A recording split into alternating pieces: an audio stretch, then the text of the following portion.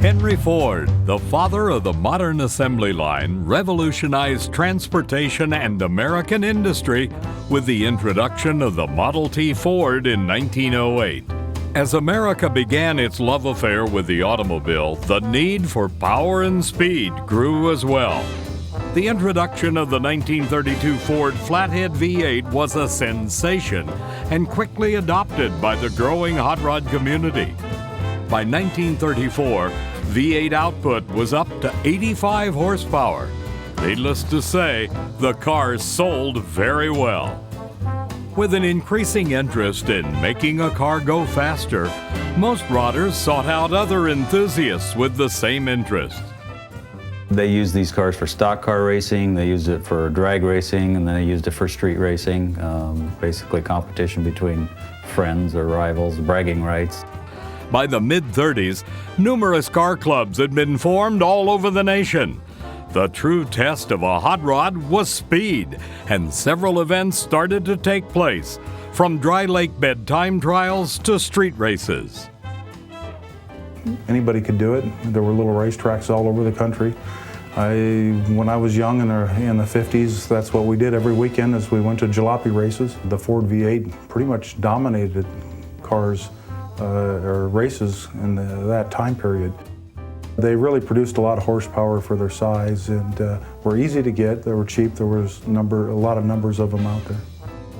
By the late 40s and early 50s, hot rodding was at its peak of activity. Sometimes referred to as the golden era of hot rodding, young enthusiasts were driving their hot rods as basic transportation, filling the street with fast cars. These racing coupes were chopped and drastically modified to increase speeds and reduce wind resistance. These modifications created a unique look for hot rods and are still in use today. As hot rodding became as common as apple pie, American history began to unfold as diners and racetracks all over the nation began to fill up with these modified forms of transportation. America's youth evolved with the times, and the hot rod was a key form of individual expression. Over the years, these cars have proven the test of time as multiple generations have found new ways to test the limits of design and speed. Steve's Auto Restorations has responded to the need for high-quality, real steel 1934 three-window coupe bodies and now equips the modern hot rodder with a solid foundation to build a true American icon. Steve's Auto Restoration is one of the very few shops that has all the facets of building a car in one facility. We can form parts, we can repair parts, we can create parts from nothing, as well as create whole cars from nothing. Our paint is second to none.